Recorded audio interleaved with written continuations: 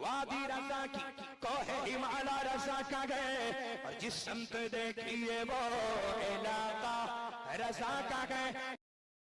پڑھیں اللہم صلی علی سیدنا و شفیعنا و حبیبنا و مولانا محمد و بارک وسلم صلاۃ و سلاما علیک یا رسول اللہ صلی اللہ تعالی علیہ وسلم. حضرات، آج کا یہ عظیم الشان اجلاس جو دارالعلوم امام احمد رضا کے صحن میں منعقد ہو رہا ہے،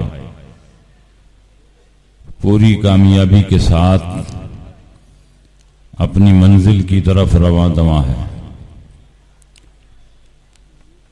اس اجلاس میں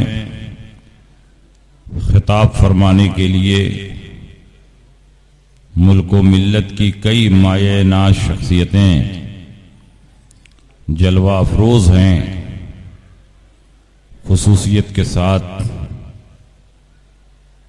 شہر الہ آباد کے عالم علماء بلد اور عالم علماء بلد مرکزی قاضی شہر الہ آباد استاذ العلماء شفیق ملت حضرت علامہ شفیق احمد شریفی مدد اللہ العالی تشریف فرما. بریلی شریف کی طرف سے منتخب اور مستند قاضی ہیں. حضور تاج الشریعہ بدر الطریقہ علیہ الرحمت و رضوان کے زمانے میں بھی بریلی شریف میں جاتے رہے، وہاں کے سیمینار میں شرکت کرتے رہے، اور آج بھی شرعی کونسل آف انڈیا سے آپ کا رشتہ مضبوط ہے اور سال بسال شرکت فرماتے ہیں اور اپنے مقالات اور تحریروں سے ہم سب کو مستفیض فرماتے ہیں. ان کا خطاب بھی ہونا ہے. حضور صوفی ملت حضرت علامہ افتخار احمد صاحب علیہ الرحمت و رضوان، جن کا لگایا ہوا یہ گلشن ہے جس میں ہم اور آپ اس وقت ان کی یادگار کو دیکھتے ہوئے اس پروگرام کو سماعت کر رہے ہیں. حضور صوفی ملت کئی حیثیتوں سے منفرد اور بے مثال تھے. میں نے ایک دو نہیں کئی جلسوں میں شرکت کی، بلکہ خود حضرت نے میرے نام کا انتخاب کیا، اپنے گاؤں میں بلایا، مدھیہ پردیش کے کسی پہاڑی علاقے میں بلایا کہ پورے راستے میں کوئی کلومیٹر کا بورڈ ہی نہیں نظر آیا، جلیبی کی طرح ٹیڑھا میڑھا راستہ. حضرت نے مین جگہ پر ایک مخصوص آدمی کو گاڑی کے ساتھ کھڑا کر دیا تھا کہ جب حضرت کی گاڑی پہنچے تو تم آگے آگے چلنا اور ان کی گاڑی تمہارے پیچھے پیچھے چلے گی، اور جب تقریر ختم کر لیں تو تمہاری ڈیوٹی ہے کہ ان کو مین روڈ تک پہنچاؤ. 20 کلومیٹر 30 کلومیٹر دور جہاں مین روڈ تھا، ہائی وے تھا، وہاں تک پہنچوایا.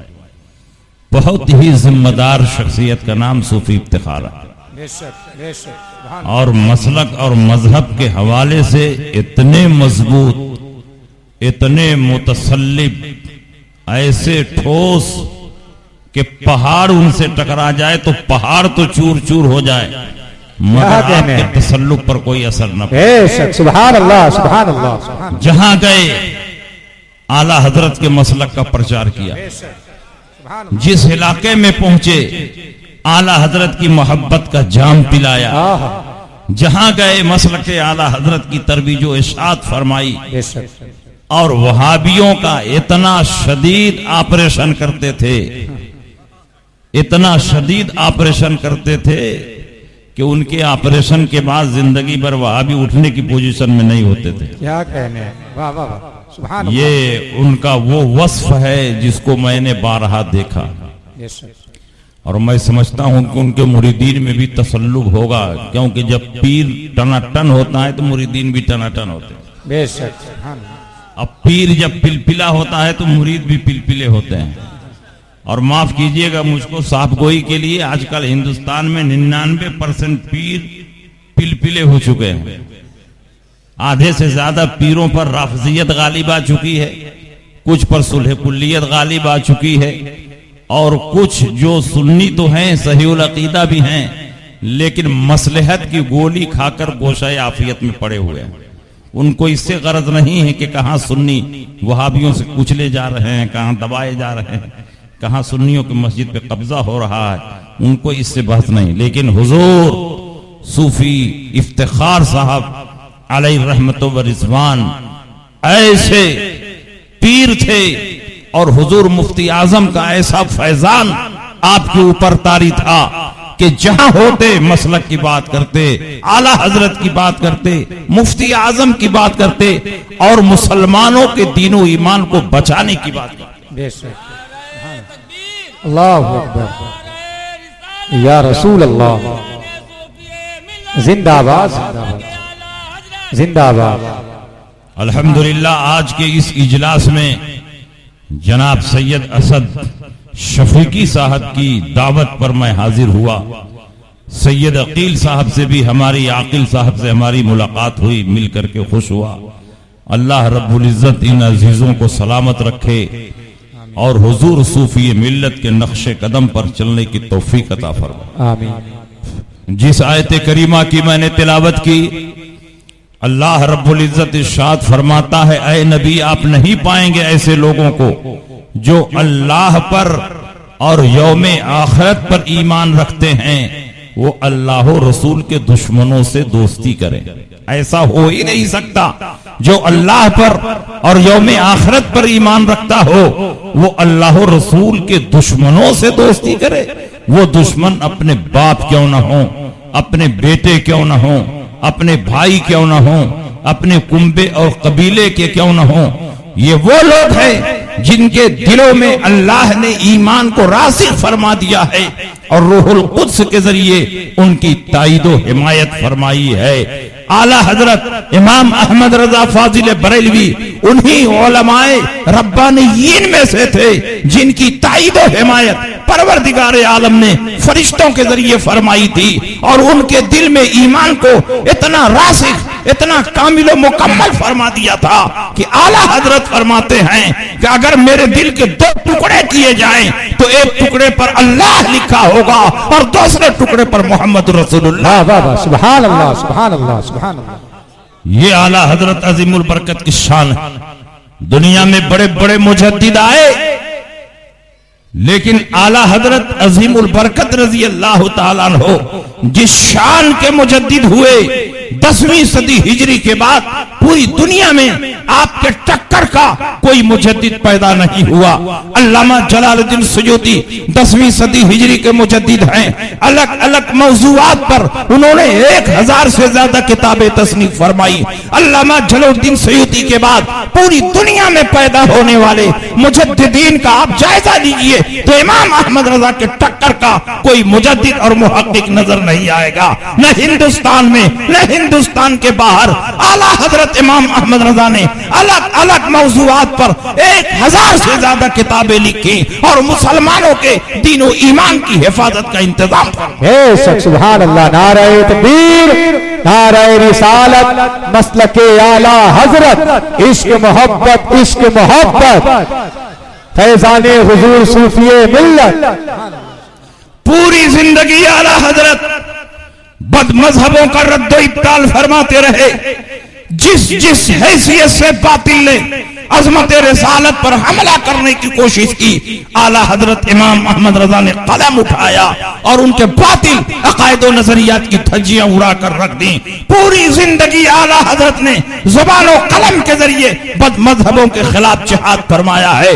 صرف وہابیوں کے رد میں اعلیٰ حضرت نے 250 سے زیادہ کتابیں تصنیف فرمائی ہیں، اور آپ کی ایک ایک کتاب اتنی اہم ہے کہ آج جماعت کے سارے علماء مل کر اعلیٰ حضرت کی ایک کتاب جیسی کتاب لکھنا چاہے تو خدا کی قسم لکھ نہیں پائیں گے۔ نعرہ تکبیر، نعرہ رسالت، مسلک اعلیٰ حضرت، فیضان حضور صوفی ملت، علماء اہل سنت، نعرہ تکبیر، نعرہ رسالت۔ یہ فرقہ بندی کا دور ہے۔ آپ کہیں گے یہ سارا جھگڑا مولویوں کا لگایا ہوا، لیکن 1450 سال پہلے اللہ کے نبی سید عالم صلی اللہ علیہ وسلم نے ارشاد فرمایا، ستفترق امتی علی 73 ملتا کلہم فی النار الا ملتا واحدہ۔ قالوا من ہی یا رسول اللہ؟ قال ما انا علیہ واصحابی، میری امت 73 فرقوں میں بٹ جائے گی، 72 فرقہ جہنمی ہوگا اور ایک فرقہ جنتی ہوگا۔ 1 اور 72 کا مقابلہ ہے۔ اسی لیے جب سنیوں اور بریلویوں سے مناظرہ ہوتا ہے تو ایک اسٹیج پر صرف ایک فرقہ نظر آتا ہے اور دوسرے اسٹیج پر 72 فرقہ نظر آتا ہے۔ وہیں شمع نیازی، وہیں اہل حدیث، وہیں دیوبندی، وہیں چکڑالوی، وہیں نیشری، وہیں مودودوی، وہیں جماعت اسلامی، یہ سارے کے سارے ایک اسٹیج پر نظر آتے ہیں اور ان کے مقابلے میں صرف ایک فرقہ نظر آتا ہے اور وہ ہے ہم بریلویوں کا فرقہ، ہم اہل سنت والجماعت۔ ان کے مقابلے میں تنہا نظر آتے ہیں اور یہ ہمارے مقابلے میں 72 نظر آ رہے ہیں۔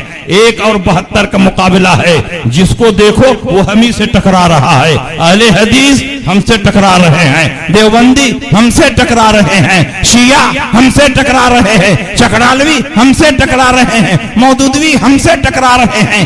اس کا مطلب یہ ہوا کہ 72 ایک طرف ہیں اور وہ فرقہ جو جنتی ہے، جو حق پر ہے، جو جنت میں جانے والا ہے، جو صحابہ کے راستے پر ہے، وہ ہم ہیں جن کی پہچان اس دور میں مسلک اعلیٰ حضرت سے ہوتی ہے۔ نعرہ تکبیر، نعرہ رسالت، مسلک اعلیٰ حضرت، فیضان اعلیٰ حضرت، علماء اہل سنت، حضور صوفی ملت۔ صحابہ نے پوچھا یا رسول اللہ، جب اس امت میں 73 فرقے پیدا ہوں گے اور ایک ہی فرقہ جنتی ہوگا، باقی سب جہنمی ہوں گے، تو اس ایک فرقے کو کیسے ہم پہچانیں گے؟ داڑھی تو سب رکھیں گے، ٹوپی سب لگائیں گے، نمازیں سب پڑھیں گے، تو جنتی فرقے کی پہچان کیسے ہوگی؟ اللہ کے نبی نے ایک آئینہ عطا فرما دیا ہے، ایک معیار عطا فرما دیا ہے، ایک کسوٹی عطا فرما دی ہے۔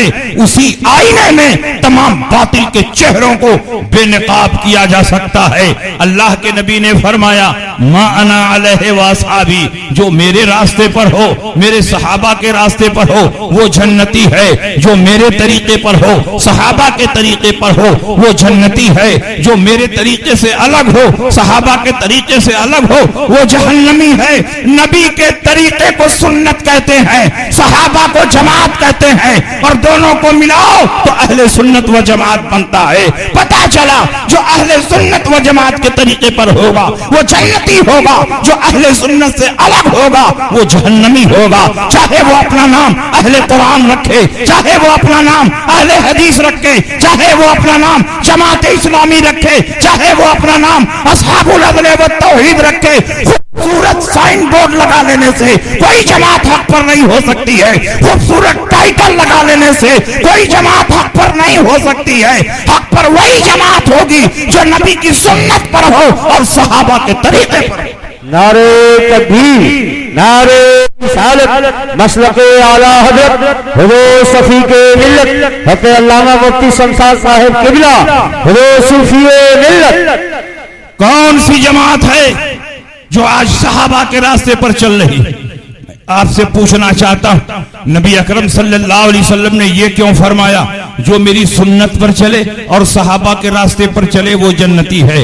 نبی اکرم صلی اللہ علیہ وسلم نے اپنی سنت کے ساتھ ساتھ صحابہ کے طریقے کو کیوں لازم قرار دیا؟ کیا صحابہ کا طریقہ نبی کے طریقے سے الگ تھا؟ ہرگز نہیں۔ جو نبی کا طریقہ ہے وہی صحابہ کا طریقہ ہے، جو صحابہ کا طریقہ ہے وہی نبی کا طریقہ ہے، دونوں ایک ہے۔ تو نبی نے کیوں فرمایا جو میری سنت پر چلے اور صحابہ کے طریقے پر چلے وہ جنتی ہے؟ نبی کو معلوم تھا کچھ جماعتیں پیدا ہوں گی جو صحابہ کو چھوڑ کر ڈائریکٹ قرآن پر عمل کرنے کا دعویٰ کریں گے، ڈائریکٹ حدیثوں پر چلنے کا دعویٰ کریں گے، ڈائریکٹ سنت پر چلنے کا دعویٰ کریں گے۔ جب صحابہ کو چھوڑ دیا جائے تو قرآن پر بھی عمل نہیں ہو سکتا، حدیث رسول پر بھی عمل نہیں ہو سکتا، نبی کی سنتوں کو بھی پہچانا نہیں جا سکتا۔ اس لیے جنتی فرقے کی پہچان یہ بتائی جو صحابہ کے راستے پر ہے وہی حقیقت میں میری سنت پر ہے، وہی حقیقت میں قرآن پر عمل کر رہا ہے، وہی حقیقت میں حدیث پر چل رہا ہے۔ اور جو صحابہ سے الگ ہوا وہ قرآن سے الگ ہے، حدیث سے الگ ہے، نبی کی سنت سے الگ ہے۔ صحابہ کو چھوڑنے والا کبھی قرآن پر عمل نہیں کر سکتا، کبھی حدیث پر عمل نہیں کر سکتا، کبھی نبی کی سنتوں کو پہچان نہیں سکتا۔ نعرہ تکبیر، نعرہ مسلک اعلیٰ حضرت فیضان حضور صوفی ملت حضور سید ملت حضرت علامہ عاقل رضا افتخاری، نعرہ تکبیر، نعرہ رسالت۔ اب میں آپ سے پوچھتا ہوں، جب معیار یہی ہے کہ جو صحابہ کے راستے پر ہوگا وہ جنتی ہے، تو چیک کرو کون سی جماعت صحابہ کے راستے پر ہے، کون سی جماعت صحابہ کے عقیدے پر ہے۔ صحابہ نبی کے غیب پر ایمان رکھتے تھے، ہم بھی نبی کے غیب پر ایمان رکھتے ہیں۔ صحابہ نبی کی شفاعت پر ایمان رکھتے تھے، ہم بھی نبی کی شفاعت پر ایمان رکھتے ہیں۔ صحابہ نبی کے وسیلے سے دعائیں مانگتے تھے، ہم بھی نبی کے وسیلے سے دعائیں مانگتے ہیں۔ صحابہ زیارت قبور کو جاتے تھے، ہم بھی زیارت قبور کو جاتے ہیں۔ صحابہ ایصال ثواب کرتے تھے، ہم بھی ایصال ثواب کرتے ہیں۔ صحابہ نبی کی تعظیم میں کھڑے ہوتے تھے، ہم بھی میلاد میں قیام تعظیمی کرتے ہیں۔ صحابہ دور و نزدیک سے یا رسول اللہ کہہ کر پکارتے تھے، ہم بھی دور و نزدیک سے یا رسول اللہ پکارتے ہیں۔ جو صحابہ کا عقیدہ ہے وہی ہمارا عقیدہ ہے، جو صحابہ کا طریقہ ہے وہی ہمارا طریقہ ہے۔ اور نبی نے فرمایا جو صحابہ کے طریقے پر ہوگا وہی جنتی ہے۔ اس لیے آج کے دور میں جو فرقہ صحابہ کے راستے پر ہے جو جنتی ہے وہ کوئی اور نہیں، ہم اہل سنت ہیں جن کی پہچان اس دور میں مسلک اعلیٰ حضرت سے ہوتی ہے۔ نعرہ تکبیر، نعرہ رسالت، مسلک اعلیٰ حضرت دارالعلوم جامعہ نوریہ امام احمد رضا، نعرہ تکبیر، نعرہ رسالت۔ اور سنیے، بات بلا دلیل نہ رہے، صحابہ نبی کے غیب پر ایمان رکھتے تھے، اس کی دلیل بخاری کی یہ حدیث ہے۔ حضرت امام بخاری نے باب باندھا ہے، باب من رکع دون الصف، جو صف میں پہنچنے سے پہلے پہلے مسجد کے دروازے پر نیت باندھ کر رکوع میں چلا جائے اور رکوع میں چلتے چلتے صف میں مل جائے، اس کی وہ رکعت شمار میں آئے گی کہ نہیں آئے گی؟ یہ ہیڈنگ لگائی ہے، باب من رکع دون الصف، بخاری شریف جلد اول کتاب الصلاۃ، باب من رکع دون الصف کی حدیث ہے۔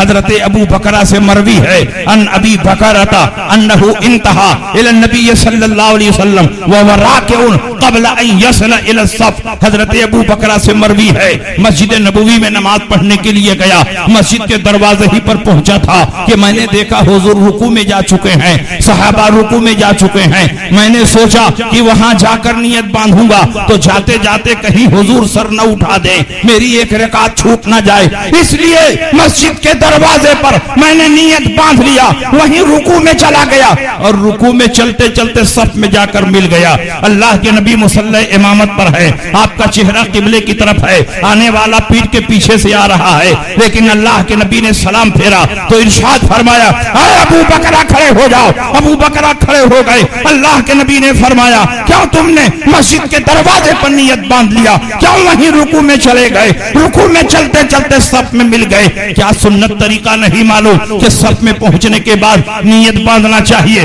حضرت ابو بکرہ نے یہ نہیں کہا یا رسول اللہ آپ کا چہرہ تو قبلے کی طرف تھا، میں پیٹ کے پیچھے سے آیا، آپ کو پیٹ پیچھے کا علم نہیں تو کیسے آپ نے جان لیا کہ ابو بکرہ نے کس طرح نماز شروع کی ہے، اس لیے کہ وہ صحابی تھے، وہابی نہیں تھے۔ ان کا یہ عقیدہ تھا کہ نبی جیسے آگے دیکھتے ہیں ویسے ہی پیچھے دیکھتے ہیں، پوری کائنات نبی کے نگاہوں کے سامنے ہے، کیونکہ اللہ کے نبی نے ارشاد فرمایا انکم ترون قبلتی ہا ہونا، تم سمجھتے ہو کہ میرا چہرہ قبلے کی طرف ہوتا ہے، میں تم کو پیٹھ کے پیچھے نہیں دیکھتا ہوں، واللہ انی لا اراکم وراء ظہری کما اراکم امامی، میں تم کو پیٹھ کے پیچھے ایسے ہی دیکھتا ہوں جیسے آگے دیکھتا ہوں۔ اما لا یخفی علی خشوعکم ولا خشوعکم، تمہارا رکوع بھی مجھ سے چھپا ہوا نہیں، تمہارا خشوع بھی مجھ سے چھپا ہوا نہیں۔ میں وہ پیغمبر ہوں کہ جب قبرستان سے گزرتا ہو مردوں کے حالات کو دیکھتا ہو، کس پر عذاب ہو رہا ہے، کس کو ثواب دیا جا رہا ہے۔ میں وہ نبی ہوں کہ مکے میں ہوتا ہوں، مدینے کے حالات کو دیکھتا ہوں، مدینے میں ہوتا ہوں، جنگ روم کا مشاہدہ کرتا ہوں، منبر پر ہوتا ہوں، قیامت تک کے احوال کو صحابہ کے سامنے بیان کرتا ہوں، زمین پر ہوتا ہوں، آسمان والوں کو دیکھتا ہوں، اور جب آسمان سے گزرتا ہوں تو زمین پر چلنے والے انسانوں کے دلوں کو پڑھتا ہوں۔ اعلیٰ حضرت نے اسی عقیدے کی ترجمانی کرتے ہوئے ارشاد فرمایا سر عرش پر ہے تیرا گزر، تیرے فرش پر ہے تیری نظر، ملکوت ملک میں کوئی شے نہیں وہ جو تجھ پہ آیا نہیں، خدا خدا کا یہی ہے در، نہیں اور کوئی مفر مکر، جو وہاں سے ہو یہی آ کے ہو، جو یہاں نہیں تو وہاں نہیں۔ سبحان اللہ سبحان اللہ، نعرہ تکبیر، نعرہ رسالت، مسلک اعلی حضرت، علماء اہل سنت، فیضان حضور صوفی ملت۔ اب بتاؤ صحابہ کرام نبی کے غیب پر ایمان رکھتے تھے کہ نہیں رکھتے تھے؟ اور ہم بھی نبی کے غیب پر ایمان رکھتے ہیں، تو ہمارا عقیدہ صحابہ کے عقیدے کے مطابق ہوا، اور یہ نبی کے غیب کے منکر، نبی کی شفاعت کے منکر، عقیدہ توسل کے منکر، میلاد سلام قیام کے منکر، زیارت قبور کے منکر، یا رسول اللہ کہنے کے منکر، قیام تعظیمی کے منکر، جو کام صحابہ کرتے تھے اور جس سے نبی کی عظمت کا اظہار ہو رہا ہے ان تمام کاموں کا یہ انکار کرتے ہیں، تو یہ صحابہ کے راستے پر نہیں ہے، اور جو صحابہ کے راستے پر نہیں ہے وہ جنتی بھی نہیں ہے۔ لاکھ نمازیں پڑھے، روزہ رکھے، قرآن کی تلاوت کرے، لیکن جب تک صحابہ کے عقیدے پر نہیں ہوگا وہ جنتی نہیں ہو سکتا۔ بے شک بے شک۔ اور ہمارا تو عقیدہ ہے کہ سارے انبیاء اللہ کی عطا سے غیب جانتے ہیں، اور اولیاء کرام بھی اللہ کی عطا سے اور نبیوں کی عنایت سے غیب جانتے ہیں۔ بے شمار اولیاء کرام نے الگ الگ موقعوں پر غیبی خبریں دی ہیں، کتابوں میں ان کے واقعات بھرے پڑے ہیں، بڑے بڑے صحابہ اور تابعین نے غیبی خبریں دی ہیں، شہداء اور صالحین سے متعلق غیبی خبریں کتابوں میں موجود ہیں۔ تو ہمارا عقیدہ ہے کہ انبیاء بھی غیب جانتے ہیں، اولیاء بھی غیب جانتے ہیں، یہاں تک کہ اعلیٰ حضرت امام احمد رضا نے بھی بے شمار موقعوں پر غیبی خبریں دی ہیں، اور اعلیٰ حضرت کے شہزادے حضور مفتی اعظم ہند نے کئی موقع پر غیبی خبروں کا انکشاف کیا ہے، اور سننے والے حالت میں پڑ گئے۔ آئیے میں ایسا ہی ایک واقعہ آپ کے سامنے بیان کرتا ہوں۔ حضور مفتی اعظم ہند اعلیٰ حضرت کے شہزادے ہیں، اپنے دور کے سب سے بڑے فقیہ ہیں، سب سے بڑے محدث ہیں، سب سے بڑے مفتی ہیں، اور اپنے دور کے ولی کامل بھی ہیں۔ ان کی زندگی کا ایک ایک لمحہ سنت نبوی کا آئینہ دار تھا، ان کا ہر ہر قدم شریعت کے موافق اٹھتا، وہ سیٹھوں کی پرواہ نہیں کرتے۔ ان کی بارگاہ میں اگر سیٹ آتا اور داڑھی نہیں رکھا ہوتا فوراً آپ تنبیہ فرماتے، اگر کسی کے ہاتھ میں کئی انگوٹھیاں ہوتی تو اس پر آپ ڈانٹتے، اگر کوئی ٹائی پہن کر آتا اس کی ٹائی پکڑ کر کھینچتے اور اس سے توبہ کرواتے۔ حضور مفتی اعظم ہند اپنی کوٹھری میں بیٹھ کر ہزاروں ہزار مسلمانوں کی اصلاح فرماتے اور ان کے دین و ایمان کی حفاظت فرماتے۔ اور ان کی ولایت کا عالم یہ ہے کہ ایک مرتبہ حضرت نظام الدین اولیاء کے دربار میں فاتحہ پڑھنے کے لیے دلی جا رہے تھے، اور آپ کو معلوم ہوگا کہ حضرت نظام الدین اولیاء نوریہ کے مزار سے تھوڑا پہلے تبلیغی جماعت کا مرکز ہے، تبلیغی جماعت کا سینٹر ہے، جس میں تبلیغی جماعت والے فارمی مرغی کی طرح بھرے رہتے ہیں، نیچے سے اوپر تک لگے رہتے ہیں، ایک جماعت نکلتی نہیں ہے کہ 10 جماعت اس میں گھس جاتی ہے۔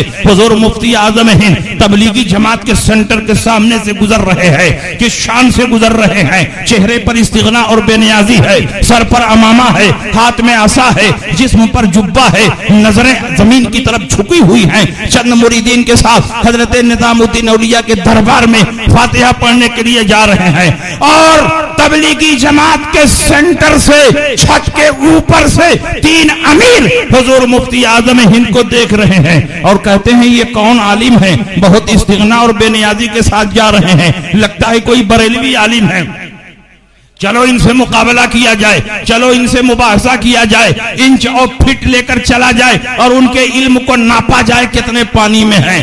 3 امیر اوپر سے نیچے آئے، اتنے میں حضور مفتی اعظم ہند اندر فاتحہ پڑھنے کے لیے چلے گئے۔ یہ تینوں امیر وہ ہیں، ان کی ہسٹری یہ ہے، ان کی پہچان یہ ہے کہ ان میں سے ایک امیر وہ تھا جس نے بیوی سے ماں کا جب جھگڑا ہوا تو بجائے بیوی کو سمجھانے کے اپنی ماں کو دھکے مار کر گرا دیا، بیوی کا ہاتھ، ماں کا ہاتھ ٹوٹ گیا۔ دوسرا امیر وہ تھا جس نے یتیم کا ناحق مال غصب کر لیا تھا، اور تیسرا امیر وہ تھا جس نے اپنی نوکرانی کے ساتھ منہ کالا کیا تھا۔ یہ ان کی ہسٹری ہے، یہ ان کی تاریخ ہے۔ حضور مفتی اعظم ہے جب فاتحہ سے فارغ ہوئے، یہ تینوں امیر پہنچے، کہا حضرت آپ کہاں کے رہنے والے ہیں، آپ کا نام کیا ہے؟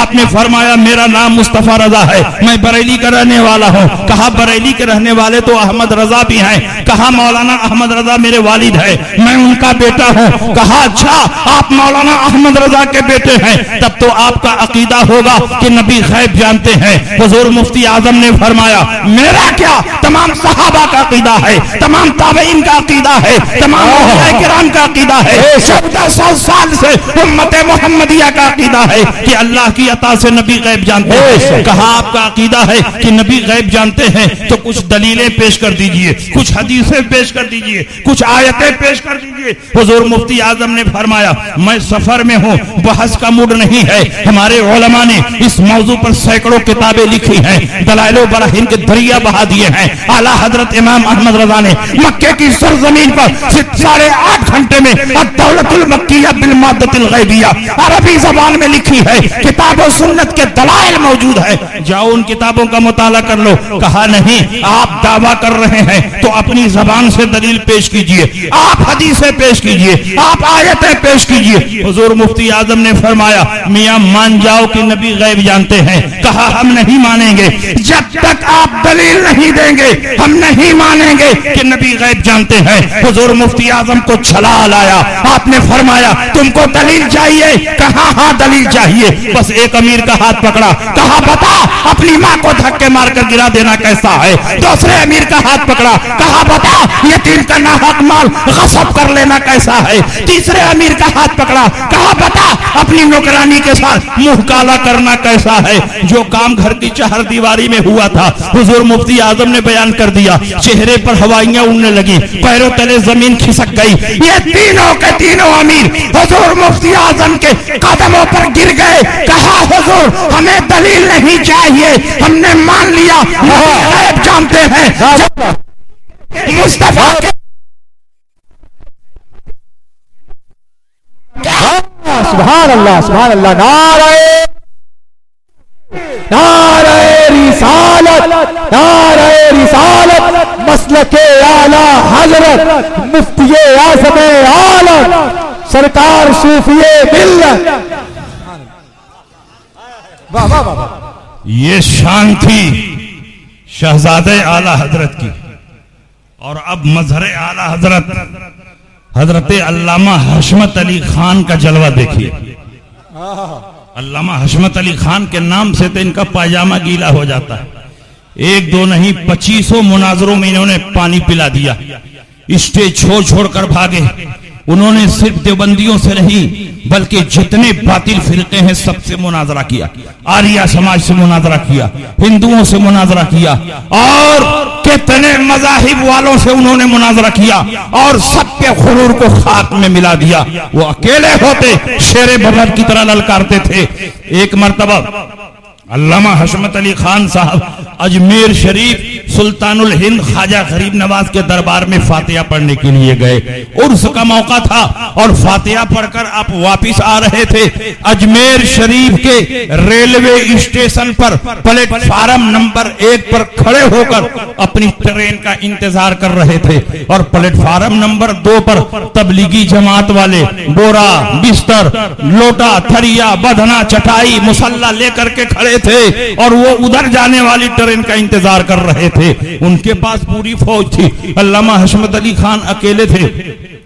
انہوں نے غور سے دیکھا تو کہا کہ یہ تو لگتا ہے کہ مولانا حشمت علی خان ہیں, اکیلے ہیں, چلو ذرا بحث کیا جائے, ذرا دیکھا جائے کتنے پانی میں ہیں. تو پلیٹ فارم نمبر 2 سے پل پار کر کے پلیٹ فارم نمبر 1 پر آئے اور علامہ حشمت علی خان کے پاس پہنچ کر کہتے ہیں حضرت آپ کا نام کیا ہے اور آپ کا مکان کہاں ہے اور آپ کا کام کیا ہے؟ تو علامہ حشمت علی خان نے شعر کی طرح دہاڑتے ہوئے فرمایا کہ حشمت علی میرا نام ہے, پیلی بھیت مکان ہے اور وہابیوں کو جہنم میں پہنچانا میرا کام ہے. واہ واہ واہ سبحان اللہ سبحان اللہ زندہ باد.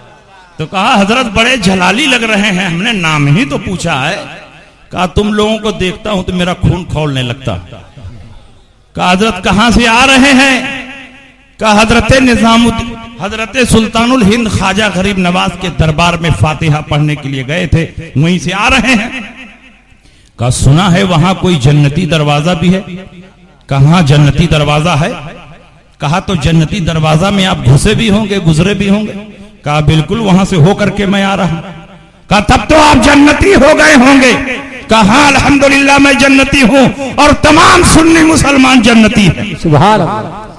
کہا اگر آپ جنتی ہیں تو رسول اللہ صلی اللہ علیہ وسلم نے ایک صحیح حدیث میں فرمایا ہے جو جنتی ہوگا اس کے بدن سے جنت کی خوشبو پھوٹ رہی ہوگی. تو ذرا سون کر دیکھیں آپ کے بدن سے جنت کی خوشبو آ رہی ہے کہ نہیں. تو تبلیغی جماعت والے چاروں طرف سے ناک لگا کر سونگنے لگے. کوئی یہاں ناک لگا رہا ہے, کوئی یہاں ناک لگا رہا ہے, کوئی ادھر ناک لگا رہا ہے, چاروں طرف سے ناک لگا کر سونگ رہے ہیں. کہہ رہے حضرت کوئی خوشبو نہیں آ رہی ہے. رسول نے فرمایا ہے جو جنتی ہوگا اس کے بدن سے جنت کی خوشبو پھوٹ رہی ہوگی. آپ کے بدن سے تو جنت کی خوشبو آ ہی نہیں رہی ہے, آپ جنتی نہیں ہے. علامہ حشمت علی خان نے کہا مردود. صرف ایک ہی حدیث یاد ہے, دوسری حدیث رسول پاک نے یہ بھی فرمایا ہے جو جہنمی ہوگا اس پر جنت کی خوشبو حرام ہو. تم لوگ جہنمی ہو, گستاخ رسول ہو, اس لیے تم پر جنت کی خوشبو حرام ہے. جب خوشبو حرام ہے تو آئے گی کہاں سے؟ اسی لیے تم کو خوشبو نہیں آ رہی. کیا کہنے, زندہ باد زندہ باد. نعرہ تکبیر, نعرہ رسالت, مسلک اعلی حضرت. اس لیے میرے دوستو یہ فتنوں کا دور ہے. بے شمار باطل فرقے وجود میں آ چکے ہیں. سب سنیوں کے دین و ایمان پر ڈاکہ ڈالنے کی کوششیں کر رہے ہیں. اور یہ جتنے فرقے ہیں سب اپنے آپ کو قرآن اور حدیث کے مطابق بتاتے ہیں, اپنے آپ کو جنتی بتاتے ہیں, اپنے آپ کو حق پر بتاتے ہیں. لیکن رسول پاک نے ایک کسوٹی دے دی ہے, ایک معیار دے دیا ہے, ایک آئینہ دے دیا ہے. اس آئینے میں تمام باطل فرقوں کا چہرہ بے نقاب ہو سکتا ہے. وہ آئینہ ہے ما انا علیہ واصحابی, جو میرے طریقے پر ہوگا, میرے صحابہ کے طریقے پر ہوگا وہ جنتی ہے, اور جو صحابہ کے طریقے پر نہ ہو وہ جنتی نہیں ہو سکتا. الحمدللہ آج کے دور میں بے شمار فرقے ہیں, لیکن جو فرقہ صحابہ کے طریقے پر ہے وہ ہم اہل سنت ہیں, جن کی پہچان اس دور میں مسلک اعلی حضرت سے ہوتی ہے. اور سنیے اعلی حضرت کا احسان عظیم. جب اعلی حضرت کا ذکر ہوتا ہے تب بہت سارے لوگوں کے چہروں پر شکن آ جاتی کہ ہر جگہ اعلی حضرت اعلی حضرت اعلی حضرت اعلی حضرت ہی کا نام لیتے ہیں. تو میں نے ایک جگہ کہہ دیا تھا کہ اعلی حضرت کا نام نہیں لیں گے تو کیا تمہارے باپ کا نام لیں گے؟ تمہارے باپ نے کون سا کارنامہ انجام دیا ہے کہ ان کا نام لیں؟ आला हजरत इमाम अहमद रजा ने इतनी किताबें लिख दी, ऐसी ऐसी किताबें लिख दी, ऐसे ऐसे दलाइल और बराहीन फराहम कर दिए कि अब क़यामत तक जो भी बातिल सर उठाएगा आला हजरत की किताबों की रोशनी में उसका मुंह तोड़ जवाब दिया जाए। आला हजरत हमारे मोहसिन हैं, आला हजरत ने हमारे ऊपर करम फरमाया है, आला हजरत ने हमारे दीन और ईमान की हिफाजत फरमाई है, इसलिए हम जहां भी होते हैं आला हजरत का नाम लेते हैं और आला हजरत का खुतबा पढ़ते हैं। हुजूर आला हजरत नारे रिसालत, इश्क मोहब्बत, इश्क मोहब्बत, फैजान हुजूर सूफी मिल्लत, हुजूर शफीक मिल्लत, नारे तकबीर, नारे रिसालत। आला हजरत के जमाने के एक बहुत बड़े मुहद्दिस हैं, अल्लामा वसी अहमद मुहद्दिस सूरती रहमतुल्लाह अलैह। उन्होंने इस सवाल का बड़ा खूबसूरत जवाब अपने जमाने में दे दिया। अल्लामा वसी अहमद मुहद्दिस सूरती आला हजरत के मुरीद और खलीफा नहीं है, आला हजरत के शागिर्द नहीं है, बल्कि आला हजरत के मुआसरीन में हैं और उम्र में आला हजरत से ज्यादा था। और इल्म हदीस में इतनी महारत कि उस दौर में उनसे बड़ा कोई मुहद्दिस नहीं था। आला हजरत अजीमुल बरकत जब उनके पास खत लिखते तो कभी लिखते कंजुल करामत जबलुल इस्तकामत, कभी आला हजरत फरमाते अल असदुल अरशद, कभी आला हजरत अजीमुल बरकत उनको मुहद्दिस साहब के लक़ब से याद करते। और याद रखो आला हजरत जिनको मुहद्दिस साहब कह दे वो बिलाशुबहा अपने दौर का सिर्फ मुहद्दिस नहीं है बल्कि अमीरुल मोमिनीन फिल हदीस है, क्योंकि इमाम अहमद रजा की जबान में अनाउंसरों की जबान नहीं थी, गैर जिम्मेदार लोगों की जबान नहीं थी। आला हजरत जो जुमला और जो लफ्ज किसी के बारे में बोलते थे सोच समझ कर बोलते थे, और एक हर्फ भी मुबालगे में बोलना आला हजरत झूठ समझते थे। इसलिए आला हजरत जब फरमा रहे हैं कि मुहद्दिस साहब हैं तो बिलाशुबहा वो अपने दौर के मुहद्दिस अलल इतलाक हैं। वो सदरुल शरिया के भी उस्ताद हैं, मुहद्दिस आजम कचौचवी के भी उस्ताद हैं। उनसे मुहद्दिस आजम कचौचवी ने पूछा कि हुजूर आप मौलाना फजलुर रहमान गंज मुरादाबादी के मुरीद हैं, लेकिन मैं देखता हूं जहां होते हैं आला हजरत करते हैं, दरसगाह में आप बैठते हैं तो पढ़ाते हैं और पढ़ाने के दौरान भी आप आला हजरत का जिक्र करते हैं, जलसगाह में होते हैं तो आला हजरत का खुतबा पढ़ते हैं, निजी मजलिसों में होते हैं तो आला हजरत का तस्करा करते हैं। आखिर क्या वजह है? हर मुरीद सबसे ज्यादा अपनी पीर की तारीफ व तौसीफ करता है और आपके पीर मौलाना फजलुर रहमान गंज मुरादाबादी हैं, लेकिन आपको मैं देखता हूं कि मौलाना फजलुर रहमान गंज मुरादाबादी से कहीं ज्यादा आप आला हजरत की तारीफ व तौसीफ करते हैं, आला हजरत का खुतबा पढ़ते हैं। उन्होंने जवाब दिया, मौलाना सुनिए, सबसे अजीम दौलत वो बैअत नहीं जो मौलाना फजलुर रहमान के जरिए मुझको मिली, सबसे अजीम दौलत वो इल्म नहीं है जो मौलाना इसहाक देहलवी मुहश्शी बुखारी से मैंने हासिल की है, सबसे अजीम दौलत इश्क़ मुस्तफा की दौलत है, और इश्क़ मुस्तफा की दौलत इमाम अहमद रजा की बारगाह से मुझको मिली है। इसलिए मैं जहां होता हूं आला हजरत का नाम लेता हूं, आला हजरत का खुतबा पढ़ा। सुभान अल्लाह, सुभान अल्लाह। ये शान है आला हजरत इमाम अहमद रजा की। जब आला हजरत दूसरी बार ज़ियारत हरमैन तैयबैन के लिए तशरीफ ले गए तो मक्का की सरजमीन पर मौलवी खलील अहमद अम्बेठवी जो देवबंदी जमात के मशहूर मुनाजिर हैं वो मौजूद थे। उस वक्त हरमैन तैयबैन पर हम सुन्नियों की हुकूमत कायम थी, खिलाफत उस्मानिया कायम थी, और चार चार मुसल्ले हरम मक्की और हरम मदनी में बिछते थे।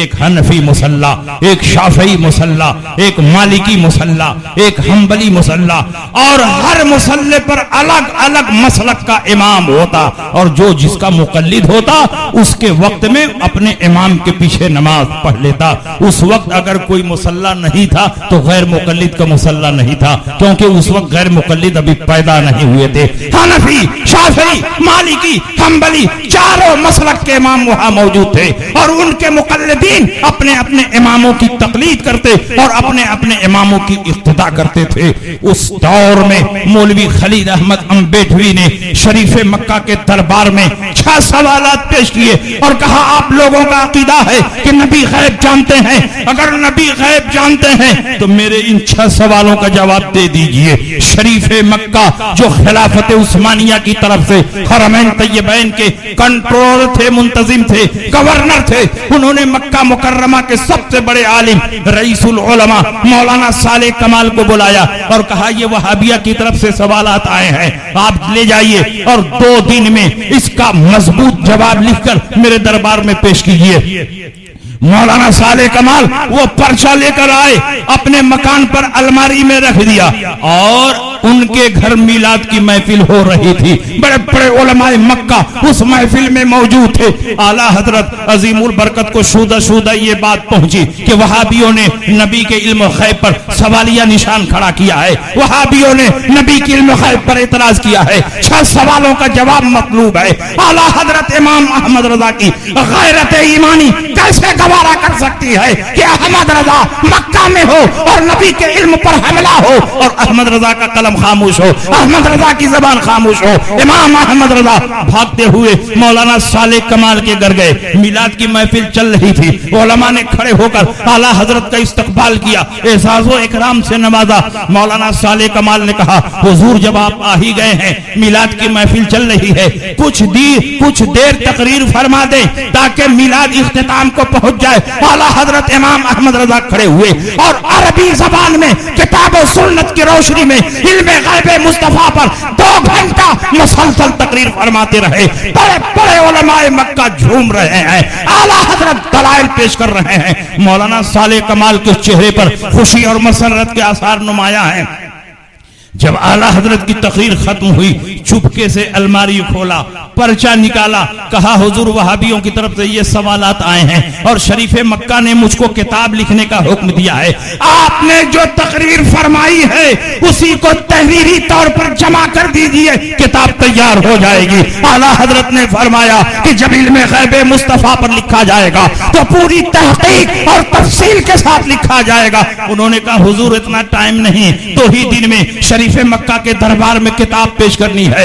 امام احمد رضا نے فرمایا کہ احمد رضا کے لیے 2 دن بہت ہے، چند گھنٹوں میں احمد رضا ایک ایسی کتاب لکھ دے گا کہ صبح قیامت تک وہاں بھی اس کا جواب نہیں دے پائے گے۔ اعلیٰ حضرت امام احمد رضا وہ پرچہ لے کر اپنی قیام گاہ پر آئے۔ اعلیٰ حضرت ہم لوگوں کی طرح کوئی پجیا مولوی نہیں تھے، وہ اپنے دور کے مرجع علماء تھے، مرجع فقہا تھے، مرجع فتویٰ تھے، ہر وقت علماء کی بھیڑ لگی رہتی تھی، مسائل پوچھنے والے الگ، دعا تعویذ والے الگ، حدیث کی اجازت لینے والے الگ، فقہ کی اجازت لینے والے الگ۔ اعلیٰ حضرت کو کب فرصت ملے کہ کتاب لکھیں، اسی میں اعلیٰ حضرت کو بخار آ گیا، بخار کی شدت میں ڈوبے ہوئے ہیں، لیکن نبی کے فضل پر اعتماد اور بھروسہ کر کے اعلیٰ حضرت نے کتاب لکھنا شروع کیا اور مجموعی طور پر 8.5 گھنٹے میں بغیر کسی کتاب کو دیکھے ہوئے عربی زبان میں کتاب و سنت کی روشنی میں الدولۃ المکیہ مادۃ الغیبیہ کے نام سے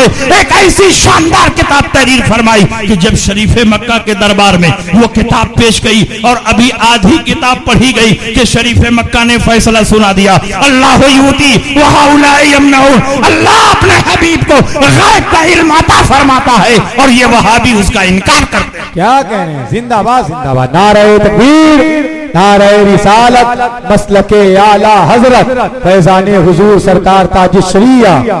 اعلیٰ حضرت جب وہ کتاب لے کر انڈیا آئے، پانی کے جہاز سے گئے تھے، پانی کے جہاز سے آئے تو کسی نے پوچھا حضور بغیر کسی کتاب کو دیکھے ہوئے عربی زبان میں کتاب و سنت کی روشنی میں اتنی قلیل مدت میں آپ نے کیسے یہ کتاب تحریر فرما دی؟ ہم اور آپ ہوتے تو غبارے کی طرف پھول جاتے. اعلیٰ حضرت امام احمد رضا بزرگوں کی بارگاہ کے ادب شناس ہیں, اپنے ہر کمال کو غوث پاک کا کمال سمجھتے تھے.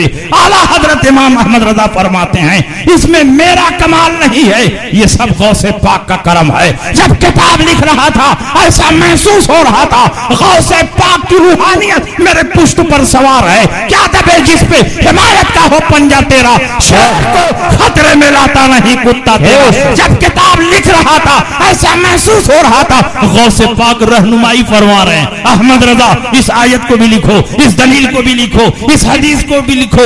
یہ صرف میری کتاب نہیں, غوث پاک کی زندہ کرامت ہے. جس طرح نبیوں کے معجزات کا مقابلہ نہیں ہو سکتا اسی طرح ولیوں کی کرامتوں کا بھی مقابلہ نہیں ہو سکتا. کل بھی یہ کتاب لاجواب تھی, آج بھی یہ کتاب لاجواب ہے اور صبح قیامت تک لاجواب رہے. بے شک, سبحان اللہ سبحان اللہ. یہ اعلیٰ حضرت امام احمد رضا کی شان, اور اعلیٰ حضرت نے علم غیب کے موضوع پر جو باطل کی سرکوبی کی ہے اس کی خبر 170 سال پہلے گجرات کی سرزمین پر ایک بہت بڑے ولی نے دے دی تھی. اعلیٰ حضرت پیدا نہیں ہوئے تھے, اعلیٰ حضرت کے پیدا ہونے سے 170 سال پہلے کلاریا کی سرزمین پر ایک بہت بڑے عارف باللہ فقیر محدث جلیل نے اعلیٰ حضرت کے پیدا ہونے کی بشارت دی تھی. گجرات میں ایک جگہ ہے راجکوٹ, راجکوٹ سے 120 کلومیٹر کی دوری پر ہے کلاریا شریف, وہاں جا چکا ہوں. اس دور میں ایک بہت بڑے عارف باللہ فقیر, بہت بڑے ولی, بہت بڑے محدث, بہت بڑے فقیہ اپنی خانقاہ میں رہتے تھے. ان کا معمول یہ تھا کہ وہ دن میں حدیثوں کا درس دیتے تھے اور رات کو مصلی پر کھڑے ہوتے تو پوری رات اللہ کی عبادت و ریاضت میں صرف کر دیتے. ایک دن آپ طلبہ کو بخاری شریف کا درس دے رہے تھے, بخاری شریف پڑھاتے پڑھاتے اچانک ایک حدیث نعرہ رسالت, نعرہ رسالت, مسلک اعلیٰ حضرت, فیضان حضور صوفی ملت, شاعر اہل سنت محترم ممتاز رضا ٹانڈوی. انہوں نے دیکھا بخاری شریف کا درس دے رہے ہیں, بخاری شریف پڑھاتے اچانک ان پر جذب کی کیفیت طاری ہوئی. بخاری شریف پڑھا رہے تھے, اچانک ایک حدیث پر نظر پڑی جس سے علم غیب مصطفیٰ ثابت ہو رہا تھا. آپ نے فرمایا اس حدیث سے ثابت ہو رہا ہے کہ نبی اکرم صلی اللہ علیہ وسلم غیب جانتے ہیں, اور علم غیب کے موضوع پر آپ حدیثیں پیش کرتے رہے, حدیثیں سناتے رہے. اچانک آپ کے چہرے پر جذب کی کیفیت طاری ہوئی, اور آپ کے چہرے پر جذب کی کیفیت کا طاری ہونا تھا کہ چہرے پر غیظ و غضب کے آثار نمایاں ہو گئے, چہرے پر حزن و ملال کے آثار نمایاں ہو گئے. لیکن کچھ ہی دیر کے بعد آپ کا چہرہ گلاب کے پھول کی طرح کھل گیا, اور آپ فرماتے ہیں سبحان اللہ, ماشاءاللہ, الحمدللہ. طلبہ نے کہا حضور ہم نے کچھ سمجھا نہیں, آپ تو بخاری شریف کا درس دے رہے تھے اور علم غیب کے موضوع پر حدیثیں پیش کر رہے تھے, اور اچانک ہم نے دیکھا کہ آپ کے چہرے کا رنگ متغیر ہو گیا, آپ کے چہرے پر حزن و ملال کے آثار نمایاں ہو گئے. لیکن کچھ ہی دیر کے بعد ہم نے دیکھا کہ چہرہ گلاب کے پھول کی طرح کھل گیا, اور آپ جوش اور جذبے میں فرما رہے ہیں سبحان اللہ, ماشاءاللہ, الحمدللہ. ہم نے کچھ سمجھا نہیں. کہا کہ جب علم غیب کے موضوع پر حدیثیں پیش کر رہا تھا اچانک مجھ پر جذب کی کیفیت طاری ہوئی, رب کی بارگاہ سے میرے قلب پر الہام آیا اور مجھے خبر دی گئی کہ ابھی تو ہندوستان میں وہ فرقہ پیدا نہیں ہوا ہے جو نبی کے غیب کا منکر ہو, لیکن کچھ سالوں کے بعد ہندوستان کی دھرتی پر ایک فرقہ پیدا جو نبی کے غیب کا منکر ہوگا. جب یہ خبر دی گئی مجھے تکلیف پہنچی, چہرے پر حزن و ملال کے آثار نمایاں ہو گئے. لیکن کچھ ہی دیر کے بعد دوسرا الہام آیا اور مجھے خبر دی گئی کہ جب یہ فرقہ پیدا ہوگا جو نبی کے غیب کا منکر ہوگا تو پروردگار عالم اپنے حبیب کی امت کو یوں ہی نہیں چھوڑ دے گا, بلکہ ان کی رہنمائی کے لیے اور باطل کی سرکوبی کے لیے ایک عالم ربانی کو پیدا فرمائے گا.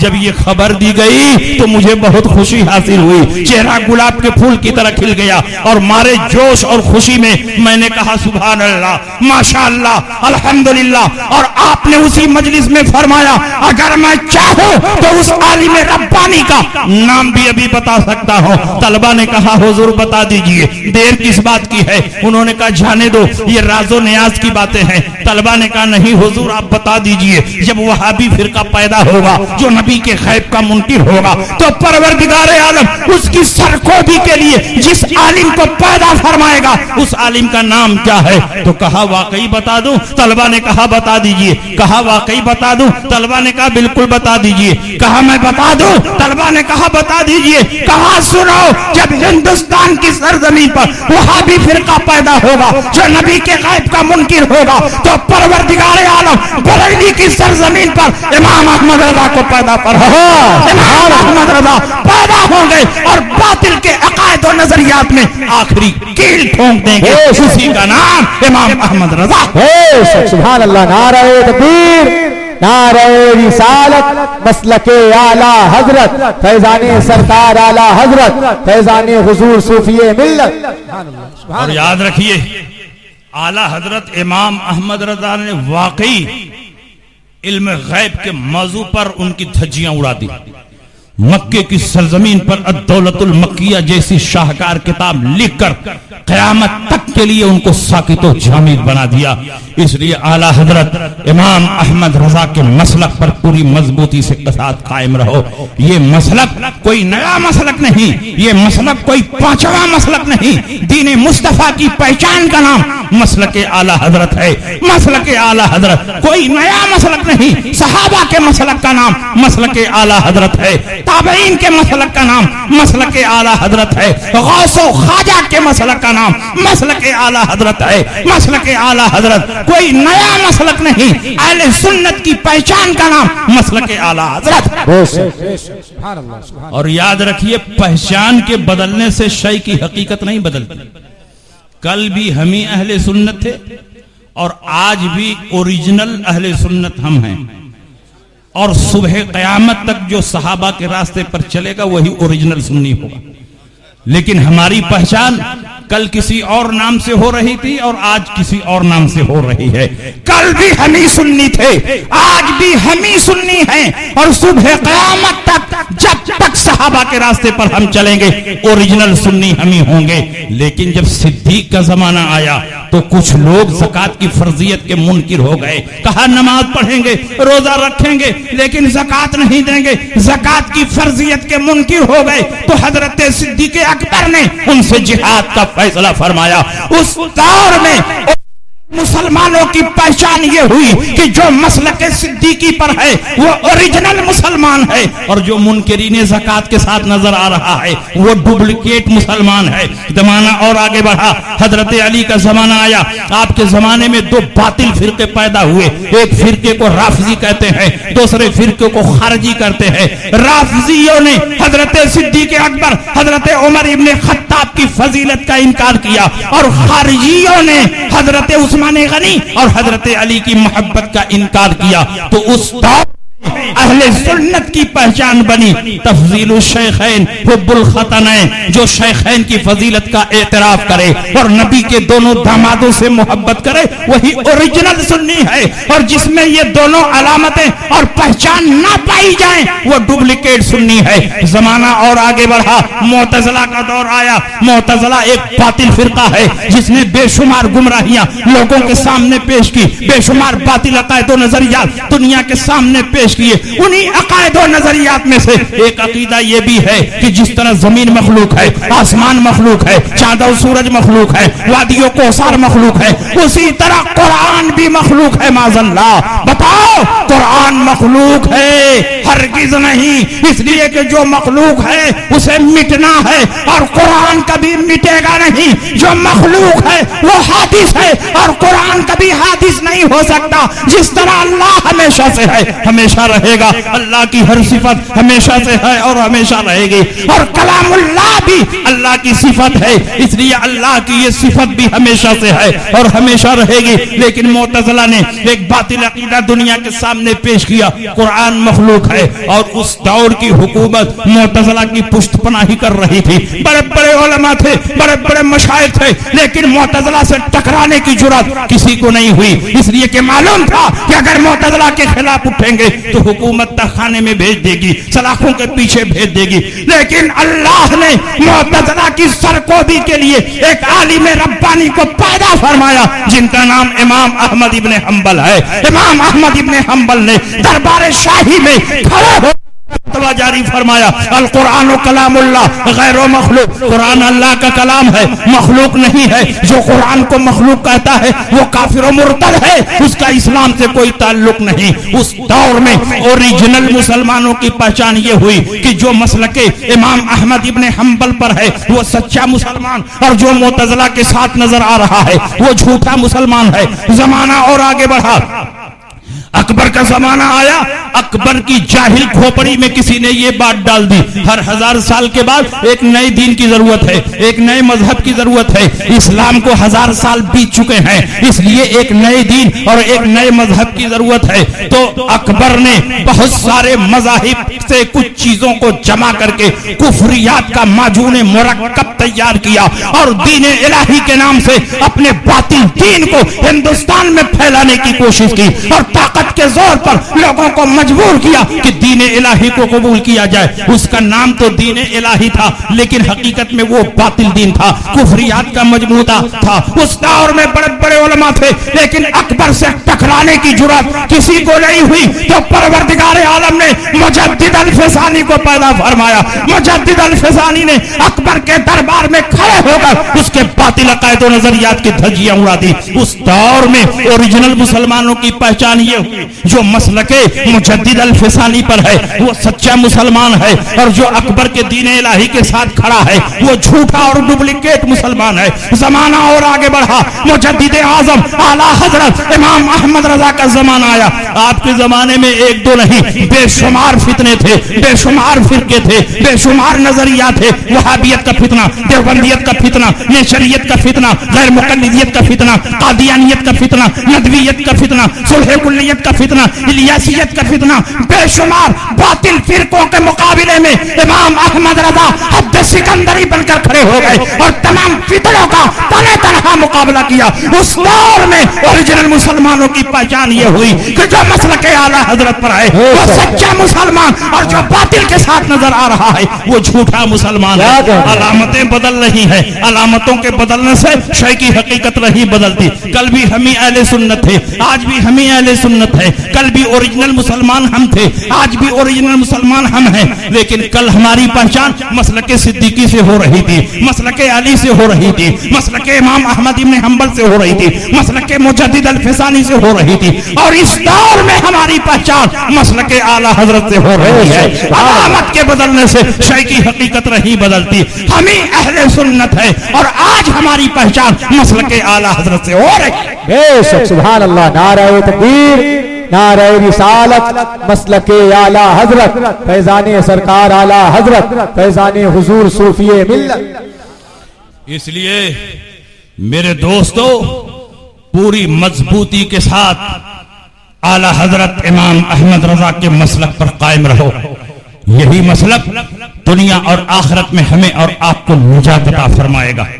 ایک آخری بات سن لیجئے، آج بہت سارے لوگ مسلک اعلیٰ حضرت کی مخالفت کر رہے ہیں، بہت ساری خانقاہیں اعلیٰ حضرت کے خلاف زبان کھول رہی ہیں، بہت سارے مشائخ اعلیٰ حضرت کی عظمت اور آپ کی مقبولیت سے چڑ رہے ہیں، لیکن یاد رکھیے اعلیٰ حضرت امام احمد رضا کی مخالفت کرنے والے دنیا سے مٹ گئے، ان کی خانقاہیں مٹ گئی، ان کا نام و نشان مٹ گیا۔ وہ خانقاہیں جو اعلیٰ حضرت کے خلاف اٹھی وہ خانقاہ مٹ گئی، وہ مشائخ جو اعلیٰ حضرت کے خلاف بولتے نظر آئے ان کا نام و نشان مٹ گیا، وہ خطبہ جنہوں نے आला हजरत की अजमत पर हमला किया। आज उनसे मिलाद की तारीख भी कोई लेने के लिए तैयार नहीं। वो उदबा और कलमकार जो आला हजरत के खिलाफ लिख रहे थे, उनके कलम की रोशनाई खुश्क हो गई और आज कोई कौड़ी के भाव भी उनको पूछने के लिए तैयार नहीं। लेकिन जो मसलके आला हजरत का प्रचार कर रहे हैं, जो मसलके आला हजरत की ताईद और हिमायत कर रहे हैं, जो मसलके आला हजरत का परचम बुलंद कर रहे हैं,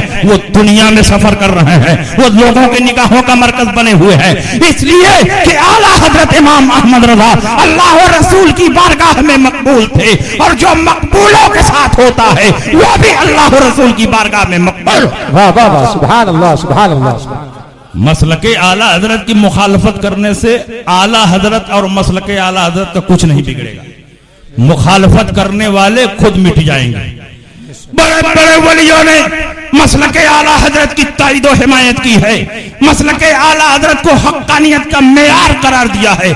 और उन्हीं वलियों में से एक वली बांद्रा की सरजमीन पर आराम फरमा थे, वो मजजूब आरिफ बिल्ला फकीर जब आला हजरत हरमैन तैयबैन से वापिस आए, अद-दौलतुल मक्किया की दौलत लेकर बंबई वापिस तशरीफ लाए। इकराम इमाम अहमद रजा में ये रिवायत मौजूद है। मुफ्ती बुरहानुल हक जबलपुरी इस वाक़े को लिखने वाले हैं और वही किताब के मुसन्निफ है। वो फरमाते हैं, मैं जबलपुर से बंबई गया आला हजरत का इस्तकबाल करने के लिए। चंद दिन आला हजरत के साथ क़याम रहा।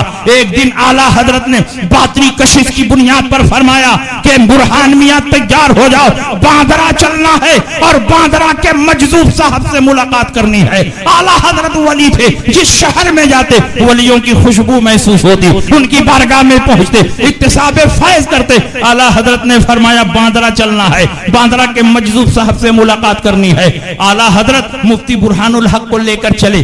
कुरला कसाई वाड़ा से आला हजरत अभी चले हैं और उधर बांद्रा में मजजूब साहब अपने मुरीदीन से फरमाते हैं, बहुत बड़े आलिम मुझसे मिलने के लिए आ रहे हैं, उनकी खुशबू महसूस हो रही है, तुम लोग उनका इस्तकबाल करो, इस्तकबाल की तैयारी करो। आला हजरत जैसे जैसे खानकाह से करीब हो रहे हैं, आला हजरत की खुशबू भी करीब से करीब तर होती जा रही है। जब आला हजरत खानकाह में पहुंचे, मजजूब साहब ने फरमाया, बहुत करीब से खुशबू आ रही है, लगता है आलिम साहब मेरी खानकाह में आ चुके हैं। हुजरे से बाहर निकलो, उनका इस्तकबाल करो। अपने मुरीदीन को लेकर हुजरे से बाहर निकले। आला हजरत के रुखे ज़ेबा पर नजर पड़ी, सलाम और मुसाफा हुआ। पूरे एजाज़ो इकराम के साथ आला हजरत को लेकर अपने हुजरे में आए। मजजूब साहब बैठे हैं, आला हजरत बैठे हैं, मुफ्ती बुरहानुल हक बैठे हैं, बड़े बड़े उलमा और मशाइख बैठे हैं। मजजूब साहब की आदत थी कि उनकी खानकाह में जब उलमा जाते तो सबके चेहरों को गौर से देखते और उसके बाद खुद ही मुतय्यन करते, इनको चाय पिलाओ, इनको काफी पिलाओ, इनको कहवा पिलाओ। और ये तीनों चीजें उनकी खानकाह में हमेशा मौजूद होती थी। लेकिन जब आला हजरत पहुंचे तो फरमाते हैं, बताइए क्या पीना पसंद करेंगे? आपके लिए चाय भी हाजिर है, आपके लिए काफी भी हाजिर है, आपके लिए कहवा भी हाजिर है। आला हजरत बुजुर्गों की बारगाह के अदब शनास हैं। आला हजरत फरमाते हैं कि जब मजजूब साहब ने तीनों का नाम लिया है तो मुझे तीनों पसंद है, तीनों में बरकत नजर आ रही है। चाय भी पसंद है, काफी भी पसंद है, कहवा भी पसंद है। एक प्याली में चाय डाली गई, उसी में काफी डाली गई, उसी में कहवा डाला गया। आला हजरत चमचे से हिलाकर पी लेते हैं। मुफ्ती बुरहानुल हक का बयान है। उसके बाद मजजूब साहब और आला हजरत में 3.5 घंटा मुसलसल गुफ्तगू होती रही। लेकिन मुझे एक लफ्ज भी समझ में नहीं आया किस जबान में बात हो रही है, किस टॉपिक पे बात हो रही है, किस मौजू पे बात हो रही है। ये गुफ्तगू उर्दू में नहीं हो रही थी, उर्दू समझता हूँ, अरबी में नहीं हो रही थी, अरबी पढ़ा हूँ, फारसी में नहीं हो रही थी, फारसी जानता हूँ, हिंदी में नहीं हो रही थी, हिंदी जानता हूँ। अल्लाह बेहतर जाने कि दोनों वली किस जबान में बात कर रहे हैं, किस टॉपिक पे बात कर रहे हैं, किस मौजू पे बात कर रहे हैं। जब गुफ्तगू कंप्लीट हुई, आला हजरत इजाजत लेकर जाने लगे। मजजूब साहब ने अपने दरवाजे तक आला हजरत को रुखसत किया। आला हजरत जा रहे हैं, मुफ्ती बुरहानुल हक आला हजरत के पीछे पीछे चल रहे हैं। अचानक उनके کے دل میں خیال پیدا ہوا کہ اعلیٰ حضرت جن سے ملنے کے لیے آئے ہیں وہ کوئی معمولی بزرگ نہیں ہوں گے، بہت پائے کے ولی ہوں گے، تبھی اعلیٰ حضرت آئے ہیں، چلوں میں بھی تنہائی میں اپنے لیے دعا کرا لوں، کچھ نصیحت حاصل کر لوں۔ اعلیٰ حضرت کے پیچھے پیچھے چل رہے تھے اور بھاگ کر حجرے میں آ گئے اور مجذوب صاحب سے فرماتے ہیں کہ حضور کچھ مجھے بھی نصیحت فرما دیں۔ مجذوب صاحب نے کہا تم مجھ سے نصیحت لینے آئے ہو؟ کہا ہاں آپ ہی سے نصیحت لینے آیا ہو۔ تو مجذوب صاحب نے کہا اگر تم مجھ سے نصیحت لینا چاہتے ہو تو میری پہلی اور آخری نصیحت یہ ہے کہ ابھی جن کے پیچھے پیچھے چل رہے تھے انہی کے قدم پہ قدم چلتے رہو، جنت تک پہنچ جاؤ گے۔ ان کا راستہ جنت میں لے جانے والا راستہ ہے۔ مسلک اعلیٰ حضرت کوئی نیا مسلک نہیں، جنت میں لے جانے والے راستے کا نام مسلک اعلیٰ حضرت۔ سبحان اللہ، نعرہ تکبیر، نعرہ رسالت، نعرہ رسالت، مسلک اعلیٰ حضرت۔ اس لیے میرے دوستو مسلک اعلیٰ حضرت پر مضبوطی سے قائم رہو، اور آپ کے پیر و مرشد حضور صوفی ملت نے پوری زندگی مسلک اعلیٰ حضرت کی تائید و حمایت کی ہے، مسلک اعلیٰ حضرت کا پرچم بلند کیا ہے۔ میں نے ایک دو جگہ نہیں کئی جگہوں پر ان کی تقریریں سنی، اور الحمدللہ صلح کلیت کے رد میں ایسی لاجواب تقریر کرتے تھے کہ جاہل تو جاہل علماء بھی خوش ہو جاتے تھے۔ اس لیے اگر صوفی صاحب کے سچے مرید ہو تو صوفی صاحب کے راستے پر چلو، اور صوفی صاحب کا راستہ وہی ہے جو اعلیٰ حضرت کا راستہ ہے، جو غوث کا راجہ غوث کا راستہ ہے، جو خواجہ کا راستہ ہے، جو نظام الدین اولیاء کا راستہ ہے، جو محبوبان بارگاہ الہی کا راستہ ہے۔ صوفی ملت کا راستہ کوئی نیا راستہ نہیں، جو بزرگوں کا راستہ ہے وہی صوفی ملت کا راستہ ہے۔ اس لیے صلح کلیوں سے بچتے رہو، صلح کلیت والی پالیسی سے بچتے رہو۔ آج مسلمانوں میں صلح کلیت بڑی تیزی سے بڑھ رہی ہے، ہم کو کیا ضرورت ان کو برا بھلا کہنے کی، دعوت مل جائے تو وہاں بھی کھا لیتے ہیں، ان کے پیچھے بھی نماز پڑھ لیتے ہیں، ان سے بھی سلام کر لیتے ہیں، کہتے ہیں صرف ہاتھ ملانے سے کیا ہوتا ہے، ان کے پیچھے نماز پڑھنے سے کیا ہوتا ہے، ان کے ساتھ کھانے سے کیا ہوتا ہے۔ میں کہتا ہوں بد مذہبوں کی صحبت ایمان والوں کے لیے زہر قاتل ہے۔ اگر تم ایمان کی سلامتی چاہتے ہو تو بد مذہبوں سے دور رہو۔ کیا تم کو نہیں معلوم امام محمد ابن سیرین جلیل القدر تابعی ہیں، بہت عظیم محدث ہیں، بے شمار محدثین کے استاد ہیں۔ امام محمد ابن سیرین کی روایت دارمی میں لکھی ہوئی ہے، دارمی حدیث کی مشہور کتاب ہے، اس میں لکھا ہے کہ امام محمد ابن سیرین کی بارگاہ میں دو مد مذہب آئے، اور ان میں سے ایک نے کہا حضور میں قرآن سنانا چاہتا ہوں۔ آپ نے فرمایا نہیں، میں تمہارے منہ سے قرآن نہیں سنوں گا۔ دوسرے نے کہا حضور میں حدیث سنانا چاہتا ہوں۔ آپ نے فرمایا میں حدیث نہیں سنوں گا۔ بہت دیر تک مسکا پالش لگاتے رہے، آپ کو جلال آیا اور آپ نے فرمایا لا تقومن عنی او لا اقومن، یا تو تم لوگ یہاں سے اٹھ کر چلے جاؤ یا میں ہی اٹھ کر چلا جاتا ہوں۔ جب آپ کا جلال دیکھا تو اٹھ کر چلے گئے۔ مریدین نے کہا حضور قرآن سنا رہے تھے، سننے میں کیا حرج تھا، حدیث سنا رہے تھے، سننے میں کیا حرج تھا۔ امام محمد ابن سیرین نے کہا یہ دونوں بد مذہب اور گمراہ تھے، اگر میں ان کے منہ سے قرآن سنتا، حدیث رسول سنتا اور یہ اس کا غلط مطلب بتاتے اور وہی مطلب میرے دل میں بیٹھ جاتا تو میرا ایمان بھی برباد ہو جاتا، میرا عقیدہ بھی برباد ہو جاتا۔ اپنے عقیدے کی حفاظت کے لیے لازم اور ضروری ہے کہ بد مذہبوں کے منہ سے نہ قرآن سنا جائے نہ حدیث رسول سنی جائے۔ آپ کا ایمان امام محمد ابن سیرین کی طرح مضبوط اور ٹھوس نہیں ہے، آپ کا ایمان موم کی طرح نرم و نازک ہے، جو آتا ہے اپنا ٹھپا مار کر چلا جاتا ہے۔ لیکن آپ خوش فہمی میں مبتلا ہیں کہ ان کے ساتھ بیٹھنے سے کیا ہوتا ہے، ان کے ساتھ کھانے سے کیا ہوتا ہے، ان کے پیچھے نماز پڑھنے سے کیا ہوتا ہے۔ امام محمد ابن سیرین کا ایمان پہاڑ کی مضبوط چٹان کی طرح ٹھوس تھا، پھر بھی اپنے دین و ایمان کی حفاظت کے لیے کتنا اہتمام کر رہے ہیں۔ اس کی وجہ یہی ہے کہ بد مذہبوں کی صحبت ایمان والوں کے لیے زہر قاتل ہے۔ اسی لیے رسول پاک نے فرمایا سیکون فی آخری زمان دجالون کذابون یاتونکم بما لم تسمعوا انتم ولا آباؤکم فایاکم وایاہم لا یضلونکم ولا یفتنونکم۔ اخیر زمانے میں کچھ جھوٹے اور مکار پیدا ہوں گے جو ایسی ایسی باتیں کریں گے جن کو نہ تم نے سنا نہ تمہارے آباؤ اجداد استاد نے سنا ان سے دور رہنا, ان سے الگ رہنا, کہیں ایسا نہ ہو کہ یہ تم کو گمراہ کر دیں اور تم کو فتنے میں مبتلا کر دیں. نبی نے یہ بھی بتایا کہ یہ نمازیں بہت پڑھیں گے, روزہ بہت رکھیں گے, قرآن کی تلاوت بہت کریں گے, اچھے اچھے کام بہت کریں گے, اتنی نمازیں پڑھیں گے کہ تم اپنی نمازوں کو ان کی نمازوں کے آگے حقیر سمجھو گے. تو حقرون صلاتکم عند صلاتہم وصیامکم عند صیامہم واعمالکم عند اعمالہم یتلون القرآن ولا یجاوز تراقیہم. یہ قرآن کی تلاوت اتنی کریں گے